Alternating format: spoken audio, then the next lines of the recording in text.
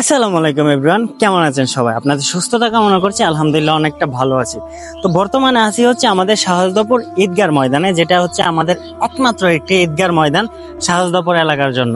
আর আমাদের ঈদগার ময়দানটা এতটাই বড়, আমরা পুরো এলাকার মানুষ একসাথে নামাজ পড়তে পারি। আমি যদি সম্পূর্ণ ঈদগার ময়দানটা আপনাকে ঘুরাইয়ে দেখাই, তাহলে আপনারা বুঝতে পারবেন যে ঈদগার ময়দানটা কত বড় এবং কতটা সুন্দর। তো ঈদগার ময়দানের দক্ষিণ পাশে, যেমন ঈদগার মাঠের দক্ষিণ পাশে হচ্ছে আমাদের মাজার, বিবি মায়ের যে মাজার, এটা পাশাপাশি হচ্ছে কবর। এখানে কিন্তু অনেক মানুষের কবর দেওয়া আছে। আর বিশেষ করে আজকের এই ভিডিওটা বানানোর একটা উদ্দেশ্য আছে। গত ঈদুল ফিতরের যে নামাজ গেছে, সেই নামাজটা কিন্তু আমাদের ঈদগার ময়দানে পড়তে পারি নাই, কিছুটা মতবিরোধের কারণে।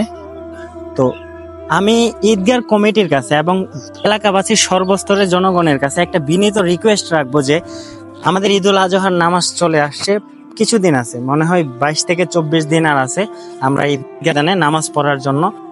সবাই দৃঢ় অপেক্ষা করি। বছরে 2টা দিন আমরা ঈদগার ময়দানে আসি।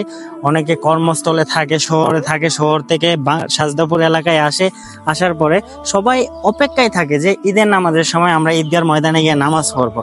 তো সবার কাছে একটা রিকোয়েস্ট থাকবে যে আমরা যেন ঈদুল ফিতরের নামাজের মতো ঈদুল আজহার নামাজটা আমরা অন্য গানে না পড়ি। আমাদের এই এলাকার একটা নিদর্শন এটা।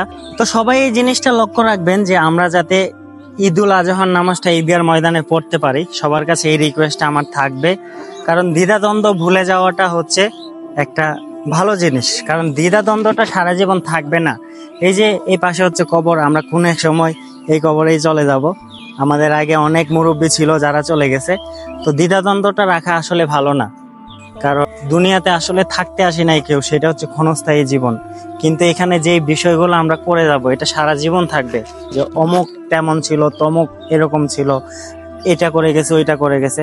তাই ভালো কিছু করে যাওয়াটা দরকার। আমাদের ঈদুল ফিতরের নামাজটা হয়তো আমরা পড়ি নাই যে এমন না, আনন্দটাও করছি, কিন্তু আমাদের ওই আনন্দটাই 1000 গুণ বেশি হইতো যদি আমরা ঈদগার ময়দানে সবাই একসাথে নামাজ পড়তে পারতাম। তো সবার কাছে বারবার বলতেছি, বিনীত একটা রিকোয়েস্ট যে আমরা যেন ঈদগার ময়দানে ঈদুল আজহার নামাজটা পড়ে গিয়ে আমরা বাড়িতে কোরবানি দিতে পারি। তো ভিডিওটা এই পর্যন্তই ছিল। সবার কাছে রিকোয়েস্ট, ভিডিওটা অবশ্যই শেয়ার করে দিবেন, যাতে এলাকার মানুষ সবাই ভিডিওটা দেখতে পারে এবং সবার ভিতরে একটা জিনিস আসে যে আমরা ঈদগার ময়দানে নামাজ পড়ব। তো ধন্যবাদ সবাইকে। আর আপনার মূল্যবান মতামত অবশ্যই কমেন্টসে জানাবেন। ভালো থাকবেন সবাই, দোয়া করবেন। আসসালামু আলাইকুম, আল্লাহ হাফিজ।